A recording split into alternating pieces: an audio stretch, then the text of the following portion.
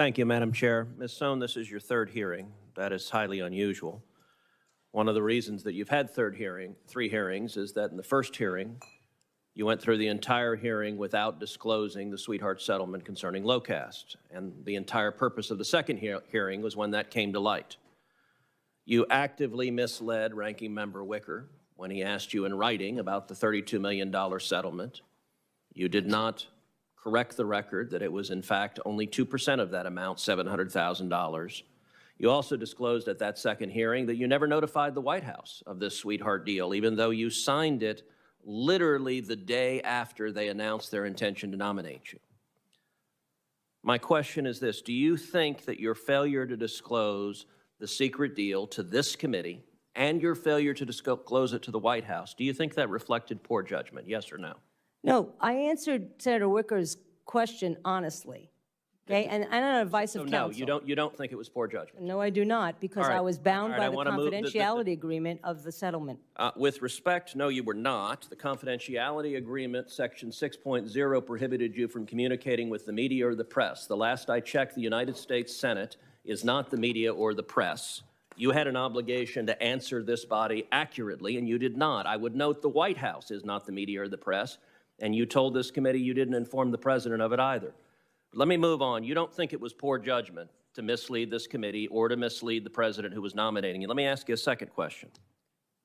Senator, I don't agree that I misled this committee, so I would like to make that clear. The record is, I believe, abundantly clear, and in fact, I will be sending out my cross-examination from the last hearing, where you repeatedly mislead this committee in that hearing. And in fact, we'll go ahead and actually put this up. I'll note, I asked, did you disclose to the committee that agreement? I did. Did you disclose the agreement to the committee? I did. Hold on a second. Did you disclose to this committee? Yes or no? I did. You disclosed the $700,000 secret settlement? No. So 3 times you say I did, and then, oh, no. You did not. You misled this committee, and you also misled the White House. Let me ask you secondly, the 15 months that your nomination has been pending, you've made not 1, not 2, not 3, you've made 12 separate political contributions to senators running for office. I've been in the Senate 10 years. I have never seen a nominee make contributions to senators while your nomination is pending. I've never seen that once. I had my staff search the records. If we could find anyone in the Trump administration who had done that, my staff was unable to find that. You've been a significant political donor over the years, giving over $32,000. You gave. Do you believe it was poor judgment to give 12 separate political contributions to Democrat senators while your nomination was pending? Senator, I'm a citizen who just wanted to participate in the Democratic process. Do you think it's poor judgment to cut checks to senators who are voting on your nomination while it's pending? No other nominee that we can find has ever done that. Do you think it was poor judgment? Relatively small donations? No, I don't. It was over $1,000, $32,000 over your life. Well, that's over my life. Well, over $1,000 while your nomination was pending. All right. But not to one person. Most. Oh, no. There were to a dozen senators, to a dozen different senators, including senators who've been critical of your nomination and senators who have not. You managed to cover the waterboard of Democrats running for office. All right, let's turn to another issue, which is you have been an active supporter of a left-wing activist group called Fight for the Future. And I will say the record of Fight for the Future is really quite remarkable because they have blasted members of this committee on both sides of the aisle. Here's a billboard Fight for the Future put up in West Virginia in 2017 attacking Senator Joe Manchin, a Democrat. The billboard essentially accuses Joe Manchin of being corrupt. Ms. Sohn, do you believe Joe Manchin is corrupt? Absolutely not. You don't? Okay, well, that's interesting. I will point out, in 2017, Fight for the Future also erected similar billboards accusing Senator Tester and Senator Peters of being corrupt, both of whom are members of this committee. I can't recall a nominee who's actively supported efforts to blast members of this committee to run billboards. Senator, may I address that, please? You may. When you say actively, I give every single organization with whom I work on net neutrality, $100 contributions at the end of the year. Ms. Sohn, with Doesn't mean I agree with their respect, tactics. the time is limited, and yes, it does, because after they put up the billboards attacking Manchin, Tester, and Peters as corrupt, afterwards, you sent this tweet. Just made my end-of-year donation to this organization, urging others to do it after they did that. And because the time is limited, I'll note, this group also blasted Marsha Blackburn, Dan Sullivan, and Roger Wicker, and astonishingly called for Chairwoman Cantwell to be fired. And after each of those, to be removed from as chairwoman of this committee, after each of those, you supported it. And in fact, I want to turn to the final point, the Roger Wicker one, where this group protested and said, you're buying a senator, and you said you don't support their tactics. I'm going to point out, you tweeted, well done, to this radical group who blasted the former ranking member of this committee and saying that his donors were trying to buy a senator. If they were trying to buy a senator, were you trying to buy senators when you made a dozen contributions? Senator, I did not know, number one, that that was about Senator Wicker. Number two, I was criticizing Senator Roger Wicker right there. Okay, well, that is literally what you retweeted was his name. That's fine, but I was actually criticizing the donors and not criticizing the senator. Senator Markey. Thank you, Madam Chair. I have known Gigi Sohn for 30 years.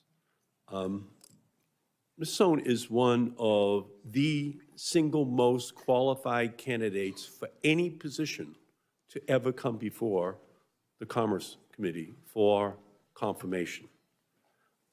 We knew that before Ms. Sohn testified before this committee in December of 2021 as President Biden's nominee for the FCC based on her decades of service protecting the public interest, that she had an outstanding record. And we certainly know that now, as Ms. Sohn comes before the committee for a third time, that her record is historically good. Since President Biden selected Ms. Sohn, she has become the subject of smears, double standards, and personal attacks. And let's be clear, it's not just Ms. Sohn who has suffered during this process. The American people have suffered as well, because in the time when telecommunications policy and broadband are more important than ever, the Federal Communications Commission, the expert agency, has been missing a commissioner. And without Ms. Sohn, the FCC has been unable to take critical steps to close the digital divide, make sure the internet remains free and open for everyone, protects consumers, and ends the homework gap once and for all for American children. So make no mistake, every day that Ms. Sohn goes without being on the FCC is a win for giant telecommunications companies and their army of lobbyists here in Washington, D.C. It is a loss for the American people. And why do the giant companies oppose Ms. Sohn? Because she believes in Darwinian, paranoia-inducing competition in the telecommunications field. She believes in consumer protections. Those giant incumbent companies want to change the name to incumbent communications companies. They don't believe in competition, and they don't believe in consumer protections. And that's why they don't want Gigi Sohn on the committee. So I would like to actually, for the record, introduce the 400 individuals and organizations who are supporting her for the record. Without objection. Thank you. And I would like to turn to you, Ms. Sohn, with the remainder of my time and give you an opportunity to respond to any of the accusations that have already been made about you in this committee. Yeah, I'd actually like to address something that Senator Thune talked about an alleged leak at the FCC. And what he's talking about was an Inspector General report, 2016, 7 years ago, where the Inspector General found that because Chairman Wheeler had authorized me to speak to the press about something that was non-public, that it became public. So there was no leak, and the Inspector General cleared everybody of wrongdoing. So I think it's really important to understand that when you're talking about my honesty and integrity, the IG report found no wrongdoing, and there was no leak. That is a meme that keeps getting repeated, and that just frankly drives me a little bit nuts. The other thing I wanted to discuss was back to the Locast case. The Locast case was never about money. Even before I joined the board in 2019, 2 months after the case was filed, the parties agreed that this case was not about piracy, that it was about whether Locast qualified for an exemption as a nonprofit under the copyright law. And that's why this case has never been about money. What the networks wanted and why they settled was because they wanted Locast gone.